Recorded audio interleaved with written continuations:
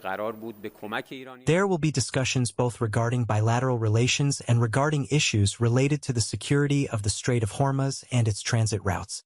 Well, as two countries that are the owners of this waterway. Trump's economic D-Day threat backfires again, as Iran refuses to bend under mounting pressure from Washington. Iran defies the U.S. as Tehran opens talks with Oman to reopen the crucial Strait of Hormuz. Hormuz is ours. Iran sends Trump a blunt warning, making its control over the vital waterway clear. Tehran hosts U.S. ally Oman and Pakistan's army chief in the same weekend, raising fresh questions over Iran's strategy. Washington left watching from the sidelines? Iran's regional diplomacy gathers pace as Trump's pressure campaign faces a fresh test. Iran and Oman will hold fresh talks to reopen the Strait of Hormuz, as Tehran faces a growing threat of U.S. sanctions. Oman Foreign Minister Sayed Badr al-Busaidi will travel to Tehran on August 25 to hold talks with Iranian officials on the crucial waterway. Coincidentally, Pakistan Army Chief Asim Munir will also visit Tehran on August 24, adding another high-profile diplomatic layer. However, Iran's foreign ministry claimed the two visits are not coordinated, despite their strikingly close timing. Iran reiterated that only Tehran and Muscat are the owners of the Strait of Hormuz waterway, rejecting outside claims over its control. Iran also vowed to retaliate against Washington's threat of imposing crippling sanctions, warning the pressure campaign could carry consequences.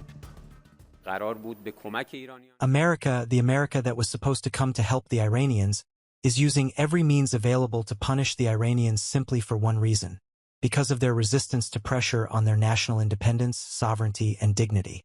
In this regard, the necessary warnings have certainly been given and are being given, because any kind of cooperation with America in advancing its aggressors' actions against Iran will certainly have its own consequences. Iran will make use of all its multilateral capabilities to counter the economic sanctions. The Omani visit has nothing to do with this, referring to Pakistan's army chief visit. It has only coincided in terms of timing. It is scheduled to take place tomorrow. There will be discussions both regarding bilateral relations and regarding issues related to the security of the Strait of Hormuz and its transit routes. Well, as two countries that are the owners of this waterway. On August 21, Iran and Oman's foreign ministers reportedly discussed resuming negotiations over the crucial Strait of Hormuz. Both sides had agreed to continue talks aimed at restoring freedom of navigation through the strategically vital waterway. Interestingly, Trump threatened to bomb U.S. ally Oman if it gets in the way of Washington's efforts to reach an Iran deal. Oman borders the southern side of the Strait of Hormuz and has maintained a neutral position throughout the wider conflict. However, Oman has suffered a number of strikes from Iran and is now playing a crucial role in diplomatic efforts to negotiate a way forward.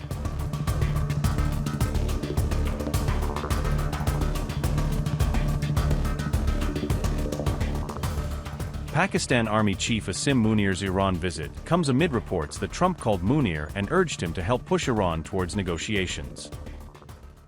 Last week, Donald Trump reportedly spoke with Pakistan's army chief, Field Marshal Asim Munir, just days before Munir traveled to Tehran on Monday. According to two Pakistani sources familiar with the matter, the call was initiated by Trump, who personally reached out to discuss the growing tension surrounding Iran. Trump reportedly asked Munir to use Pakistan's influence with Tehran to help bring Iran back to the negotiating table and revive diplomatic talks. This request came after Trump had warned countries against providing Iran with any form of economic lifeline that could help the country withstand increased pressure. Meanwhile, Iran has threatened to shut down oil exports from the Persian Gulf as regional tensions continue to rise and the risk of wider confrontation grows. Munir arrived in Tehran on Monday alongside Pakistan's Interior Minister, Mohsin Naqvi, as Islamabad sought to engage directly with Iranian officials. Pakistan's military said the visit was intended to promote regional peace, reduce tensions, and support long-term stability across the region. Pakistan has also played an important mediating role between Washington and Tehran this year, using its diplomatic channels to encourage dialogue and prevent further escalation.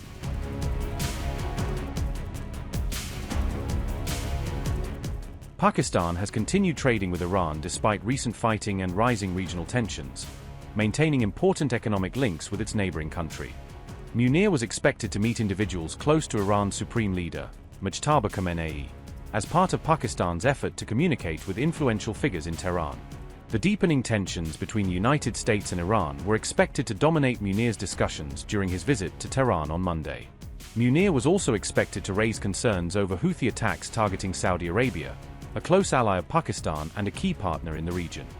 Pakistan, Turkey, and Saudi Arabia recently signed a mutual defense agreement, creating a new layer of strategic cooperation among the three countries. Pakistan's earlier mediation efforts had helped produce an interim peace agreement in June, offering a temporary pathway toward reducing hostilities. However, the so-called Islamabad Memorandum later faltered after fresh fighting erupted between Iran and the United States, once again pushing the region toward confrontation. A Pakistani source said that both Washington and Tehran currently face a serious deficit of trust, making any renewed negotiations extremely difficult. Munir's central objective in Tehran was reportedly to reduce this mistrust and create enough confidence for both sides to consider returning to direct or indirect talks.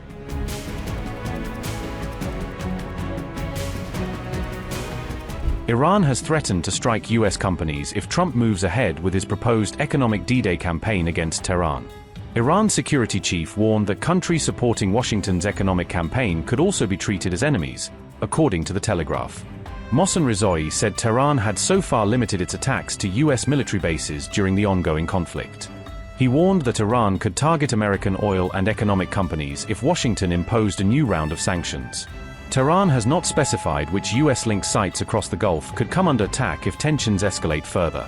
American businesses have expanded across the Gulf, with major investments and operations in Saudi Arabia, Qatar, and the UAE. Iran previously targeted Amazon data centers in Bahrain and the UAE with drones during the conflict, according to reports. Trump has threatened Iran with unprecedented economic pressure, including measures aimed at cutting Tehran off from global financial networks. Washington is seeking to sever Iran's remaining economic lifelines and use financial pressure to force Tehran back toward a deal. Rizoi warned that countries supporting Trump's campaign could also see their economic interests become targets for Iranian retaliation.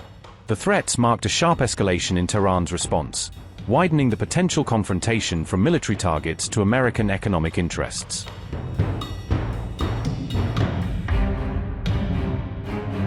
We believe that effective deterrence is built not through aggression, but by imposing unbearable costs on the aggressor and ensuring a decisive response that prevents its recurrence. We have applied this concept in this war. U.S. Treasury Secretary Scott Bessent said America was entering the endgame of its economic confrontation with Iran, signaling a major escalation in Washington's pressure campaign. In an op-ed for the Financial Times, Bessent vowed to cut off what he described as Iran's remaining economic lifelines and tighten pressure on Tehran's international financial network. Bessent compared the campaign to an economic D-Day, saying Washington would target the global networks that continue to support Iran's economy. He said the US would go after buyers and transporters of Iranian oil, along with companies and intermediaries helping Tehran maintain its exports.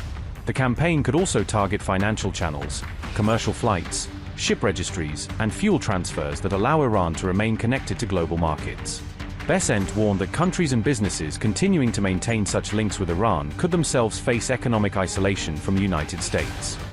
Upgrade your news experience with the all-new HT app. Download now